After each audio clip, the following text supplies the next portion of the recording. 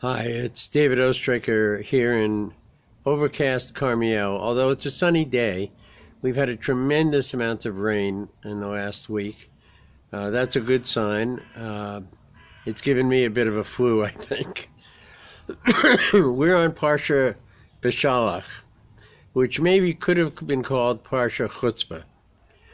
It seems to me when I read Parsha BESHALACH that what I see is a parsha that is about, what have you done for me lately?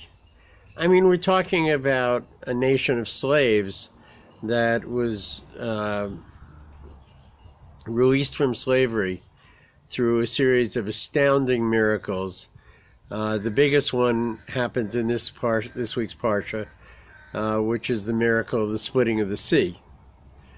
As the Jews stand between the sea and Pharaoh's elite horsemen, cavalry, they begin the parsha with what I can only consider to be biblical humor. They turn to Moshe and they say, "What, there weren't enough graves in Egypt that you brought us here to die?" It's an interesting approach to a complaint, and a very Jewish one, I should add.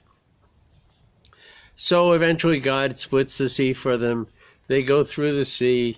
The Egyptians come back and they go through the sea. Whoops, the sea closes in on them. No more of the greatest superpower of the age. Just like that, right? Oh, and by the way, just in case the Jews have a question about how things are going, God arranges that all of the valuables of these elite troops that are now buried at the bottom of the sea wash up onto the shore for the Jews to take. The next thing that happens is they say, now remember, they left Egypt with flocks and herds and everything. And they turn to Moshe and they say, "You brought us here to starve to death in the desert?" Moshe says, "Hold on." He and Aaron speak to God, and God says, "I have a solution. Every morning, well, 6 out of 7 mornings, right, there will be a loaf of something. It's an omer. It's about the size of a brick. And each family will get the appropriate amount of omer to feed the family that day. And the next morning, it will happen again. And so you will see that I will feed the children of Israel in the wilderness." And of course, God did do that for the next 40 years. So eating is taken care of. Nourishment is taken care of. It said that this food it was a perfect food. It wasn't a soy product, but it was a perfect food in the sense that it tasted virtually like anything that you wanted it to taste like. And it had a crispiness to it.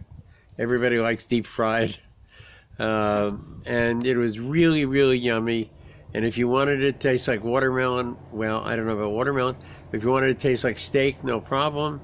If you wanted it to taste like pasta, no problem.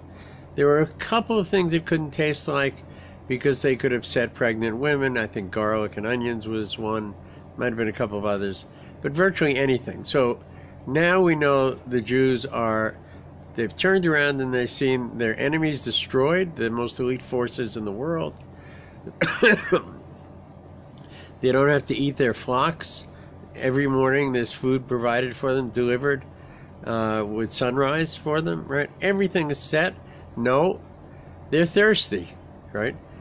"Oy, you brought us here to die in the wilderness of thirst? How cruel can it be?" Moshe says, "Okay, we have a solution to this problem." He goes to God, and he tells God, "They're going to stone me. You know, how can this go on?" And God says, "Go with Aaron and the elders. There's a rock. I want you to hit the rock. Water, sweet water will flow from it. Problem will be solved." Finally, the Jews, at some point say, "How do we know God is among us?" Right? And it seems that's almost like the last straw for God, although there is no last straw for God. We know that. And before you know it, the great enemy of the Jewish people, Amalek, appears, starts a war. It's a war that the Jews win, although they don't destroy Amalek. They clearly are the victors in this battle. And so it seems that things are vanquished, food is provided, water is provided. You would think that the people are very, very happy. The manna from heaven, right, is a very special food. It was said that during their time in the desert, the Jews digested their food perfectly. That is, that they had no waste product at all as a result of their food. This was true in many other ways. Their clothes didn't wear out, their shoes didn't wear out, people didn't age, people didn't need to die, except for errors in judgment that they had made morally. It was almost a return to Gan Eden in some ways, except it was Gan Eden with a grouchy group of people, it seems. They're on their way to Sinai. And it seems that this food that God provided for them, and the water God provided for them, is not just simply nourishment, and is not simply an effort to satisfy hunger. It's something much greater than that. The sages write that the only people who could have accepted Torah at Sinai, who would have been clean enough, pure enough to accept Torah from the hands of God, would have been man-eaters, people who ate the manna from heaven. And in fact, thank you.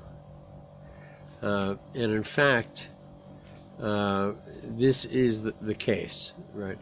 That the manna from heaven was a, what do we say every Friday night? We say every Friday night, min ha'aretz, when we're talking about food from the ground, right? What was the bracha that the Jews said on the manna? It was min hashamayim, right? From heaven, right? And in eating this food, they were purifying themselves and perfecting themselves in preparation for what was to be the monumental moment of their time in the desert, coming very, very soon now. And that is the acceptance of and reception, Kabbalah, to receive, right? Kabbalah of the Torah, the gift of Torah from God himself. Wishing you good health, everybody. Happy birthday to Charles. Welcome Ezra to the Holy Land, and to all our friends there. Thank you very much. Please stay in touch.